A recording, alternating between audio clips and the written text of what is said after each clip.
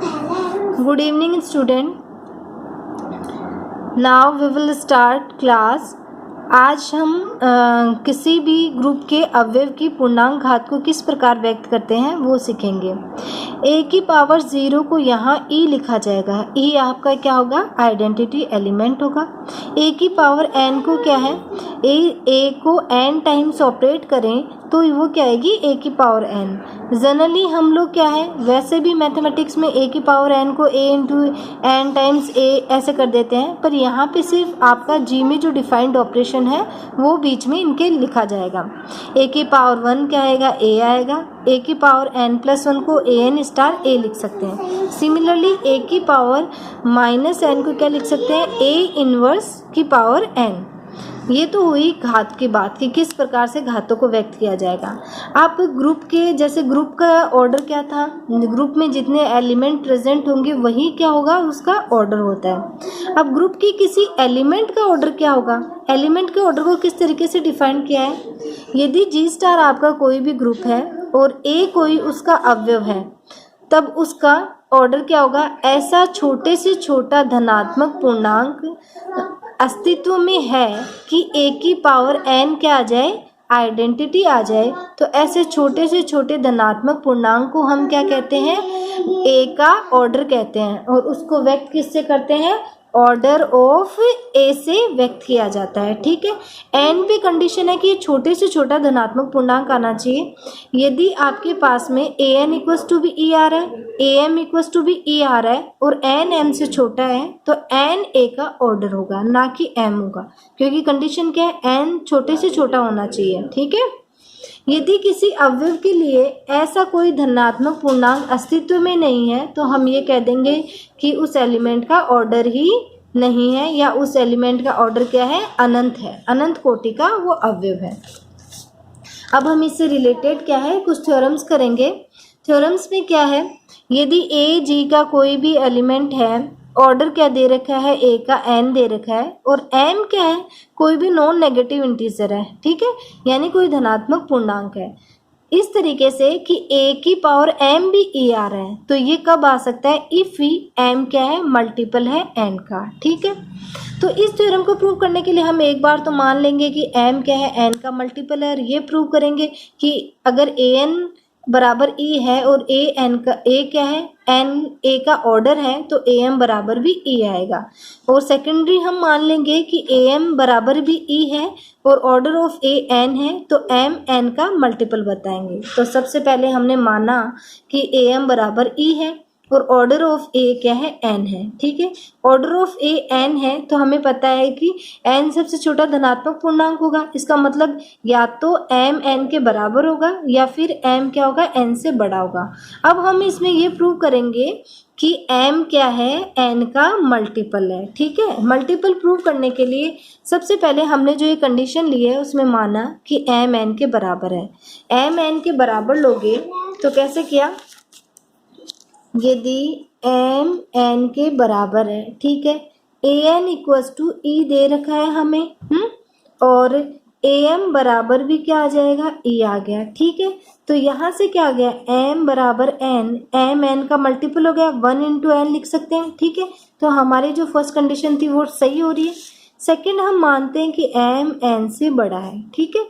M N से बड़ा है तो इसका मतलब हमारे पास में देयर एग्जिस्ट क्यू और आर ऐसे एग्जिस्ट करेंगे सच दैट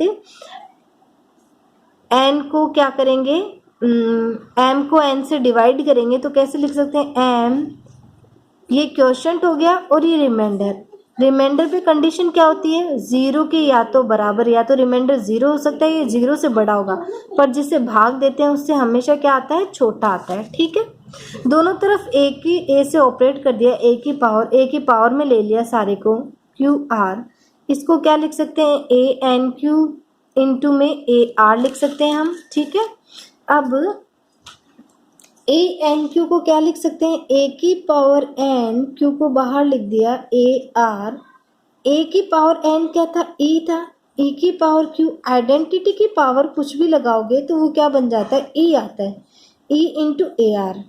और ए की पावर एम भी आपके पास में क्या है, दे रखा है, ये तो हमने माना है कि ई है, तो ये भी इधर ई है, तो ए की पावर आर ई आ गया। आर पे कंडीशन क्या थी, आर क्या है, या तो 0 के बराबर है, 0 से बड़ा या एन से छोटा। ठीक है, अब आपने मान रखा है ऑर्डर ऑफ ए क्या आएगा आपके पास में, एन है। ठीक है, और ए की पावर भी ई आ रहा है, इसका मतलब एन तो क्या था, सबसे छोटे से छोटा धनात्मक पूर्णांक है, इस तरीके से कि ए की पावर एन ई आएगा। अब कोई भी और पूर्णांक की ए की पूर्णांक है वो ए की घात में आ रहा है और ई मिल रहा है हमें, तो वो क्या होगा, एन से क्या होगा, एन के बराबर या एन से बड़ा होगा।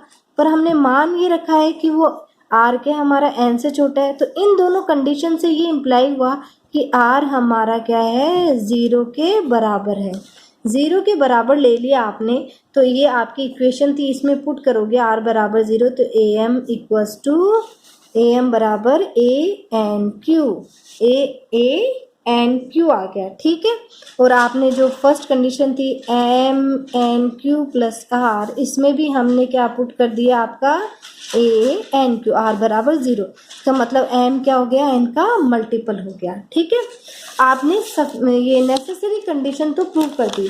अब नेक्स्ट है आपके पास में सफिशिएंट कंडीशन, कि हमारे पास में एम को क्या दे रखा है, एन का मल्टीपल दे रखा है, और हमें ये प्रूव करना है यदि ऑर्डर ऑफ ए क्या है, एन है, तो ए एम बराबर भी ई आएगा। ये चीज़ प्रूव करनी है आपको, प्रूव करने के लिए ये है आपके पास में, और दिया हुआ ये दोनों चीज़ें हैं। ठीक है, तो हमारे पास में एम बराबर एन क्यू दे रखा है, ए की पावर में ले लेंगे इन दोनों को, एन क्यू, इसको हम लिख सकते हैं ए की पावर एन क्यू।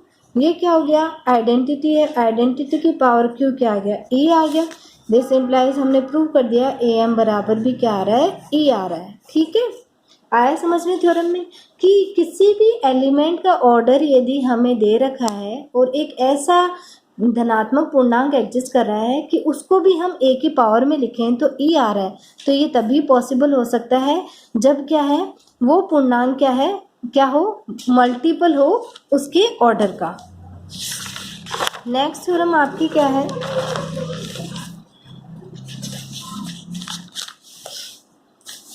किसी परिमित ग्रुप के प्रत्येक अवयव की कोटि परिमित होती है तथा ये या तो ग्रुप की कोटि के बराबर होती है या इससे कम होती है।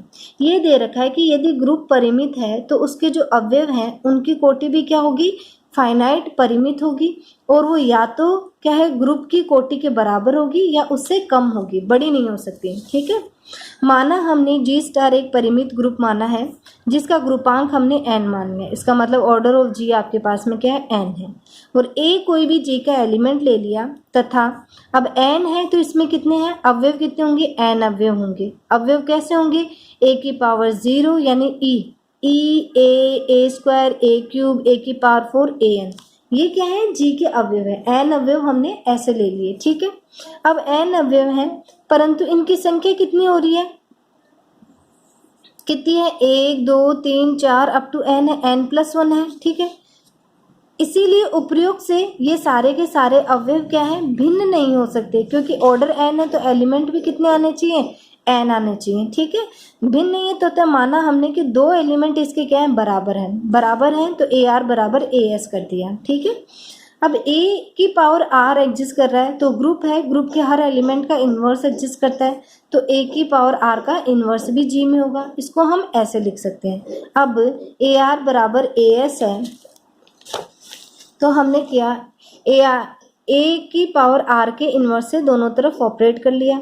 किसी भी एलिमेंट को उसके इन्वर्स से ऑपरेट करते हैं तो हमेशा हमारे पास में आइडेंटिटी एलिमेंट आता है, तो ए एस, इधर हम इसको ऐसे लिख सकते हैं ए एस माइनस आर की पावर ई। ठीक है, जहाँ एस माइनस आर 0 के बराबर नहीं है। मान लिया हमने एस माइनस आर क्या है, एक धनात्मक के मान लिया। ठीक है, पूर्णांक है तथा ये क्या है, या तो क्या है 0 से तो बड़ा है और एन के बराबर या एन से आपका क्या है, छोटा है। ठीक है, ए की पावर ई आ रहा है तो ऑर्डर ऑफ ए क्या होगा, या तो के होगा, ठीक है, या के से छोटा होगा, और के हमारे यहाँ क्या दे रखा है, एन से आपका क्या है, छोटा या बराबर। इसका मतलब जी के प्रत्येक अवयव की कोटि क्या आ गई, जी के ग्रुपांक के बराबर या उससे कम होती है।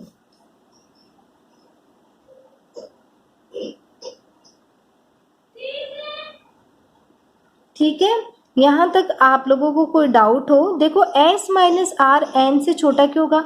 n के बराबर या n से छोटा है, क्योंकि s माइनस आर a की पावर में है। ठीक है, ये अवयव g के आ रहे हैं, e g को बिलोंग करता है।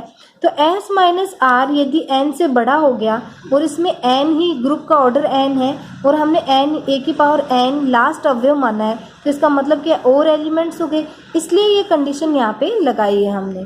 यदि आपको इसमें से कुछ समझ में नहीं आता है तो आप अपने ग्रुप में डाल देना, उसको वापस से रिपीट कर लेंगे।